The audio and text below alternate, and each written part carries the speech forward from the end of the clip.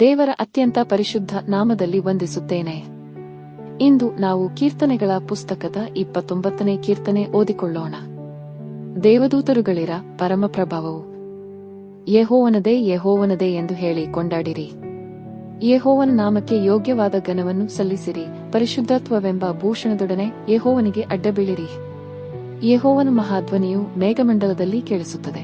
ಪ್ರಭಾವ ಸ್ವರೂಪನಾದ ದೇವರು ಗುಡುಗುತ್ತಾನೆ. ಯೆಹೋವನು ಆಕಾಶದ ಜಲರಾಶಿಗಳ ಮೇಲೆ ಇದ್ದಾನೆ. ಯೆಹೋವನ ಧ್ವನಿಯು ಎಷ್ಟೋ ಬಲವುಳ್ಳದ್ದು, ಎಷ್ಟೋ ಗಂಭೀರವಾದದ್ದು.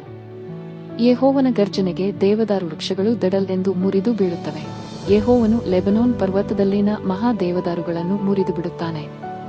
ಲೆಬನೋನ್ ಪರ್ವತವು ಕರುವಿನೋಪಾದಿಯಲ್ಲಿಯೂ, ಸಿರಿಯೋನ್ ಬೆಟ್ಟವು ಕಾಡುಕೋಣದ ಮರಿಯಂತೆಯೂ ಹಾರಾಡುವ ಹಾಗೆ ಮಾಡುತ್ತಾನೆ. ಯೆಹೋವನ ಗರ್ಜನೆಗೆ ವ್ಯುಂಚುಗಳು ಥಳಥಳನೆ ಹೊಳೆಯುತ್ತವೆ. ಯೆಹೋವನ ಗರ್ಜನೆಗೆ ಕಾಡು ಹೊರಳಾಡುತ್ತದೆ, ಕಾದೇಶ್ ಅರಣ್ಯವು ಕಂಪಿಸುತ್ತದೆ. ಯೆಹೋವನ ಗರ್ಜನೆಗೆ ಗರ್ಭದ ಜಿಂಕೆಗಳು ಈಯುತ್ತವೆ, ಕಾಡಿನ ಮರಗಳು ಬರಿದಾಗುತ್ತವೆ. ಆಗ ಆತನ ಮಂದಿರದಲ್ಲಿರುವವರೆಲ್ಲರೂ ಎಷ್ಟೋ ಪ್ರಭಾವ ಎನ್ನುತ್ತಾರೆ. ಯೆಹೋವನು ಜಲಪ್ರಳಯದಲ್ಲಿ ಆಸೀನನಾಗಿದ್ದನು.